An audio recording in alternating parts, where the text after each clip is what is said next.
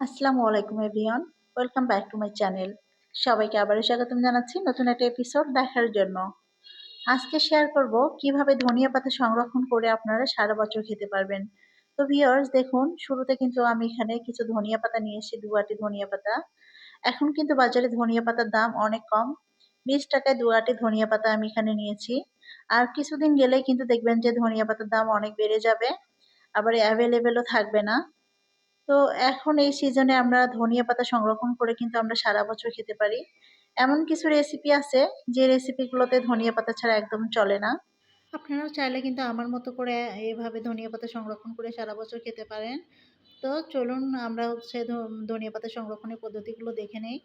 তো প্রথমে যে কাজটা করতে হবে, আমরা যে ধনিয়া পাতাগুলো নিয়েছি এর মধ্যে যে লালচে পাতাগুলো আছে সেগুলোকে কেটে বাদ দিয়ে দিব, এবং গোড়ালিগুলোকে অবশ্যই তো কেটে বাদ দিতে হবে।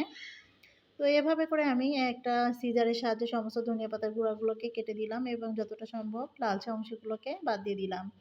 এবার এখান থেকে দুটো পদ্ধতি আমি শেয়ার করব। তো তার জন্য অর্ধেকটা ধনিয়া পাতা আমি নিয়ে নিব একটা পেপারের উপর। তো এটা হচ্ছে প্রথম সংরক্ষণের পদ্ধতি। ধনিয়া পাতাটা নেওয়ার পর পেপারটাকে আমি হচ্ছে খুব ভালো করে মুড়িয়ে নিব।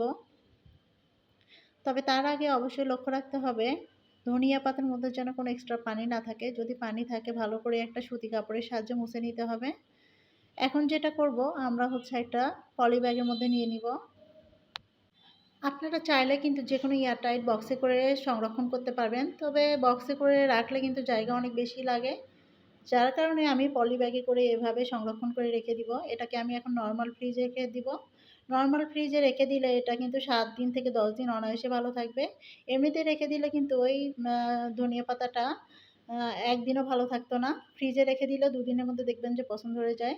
আর বাকি যে ধনিয়া পাতাটা ছিল সেটাকে আমি ভালো করে ধুয়ে নিয়েছি। নেওয়ার পরে একটা ঝাঁঝরির উপর রেখে এক্সট্রা পানিগুলো ঝরিয়ে নিয়েছি।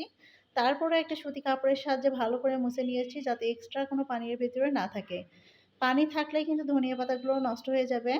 এখন এই ধনিয়া পাতাগুলো আমি 1 বছরের জন্য সংরক্ষণ করে দেখাবো। মুছে নেওয়ার পর আমি একটা সিজারের সাহায্যে ধনিয়া পাতাগুলোকে একদম ছোট ছোট করে কেটে নিচ্ছি। এই তো দেখতেই পাচ্ছেন সমস্ত ধনিয়া পাতাগুলোকে আমার কেটে নেওয়া হয়ে গেছে। এখন আমি যেটা করব, একটা বক্সের মধ্যে নিয়ে নিব, এয়ারটাইট বক্সের মধ্যে নিয়ে রেখে দিব।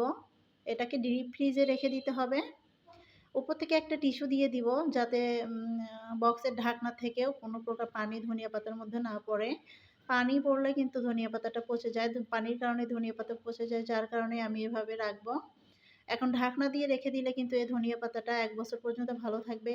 তবে তার জন্য এটাকে ডিপ ফ্রিজে রেখে দিতে হবে। যখন আমাদের প্রয়োজন হবে ঠিক তার আগে মুহূর্তে কিন্তু এই ধনিয়া পাতাটা বের করতে হবে। বের করেই যেকোনো রেসিপিতে দিতে হবে। তবে এই ধনিয়া পাতাটা কিন্তু বেশিক্ষণ বাইরে রাখলে একদম নষ্ট হয়ে যাবে। তাই সঙ্গে সঙ্গে ব্যবহার করার চেষ্টা করবেন।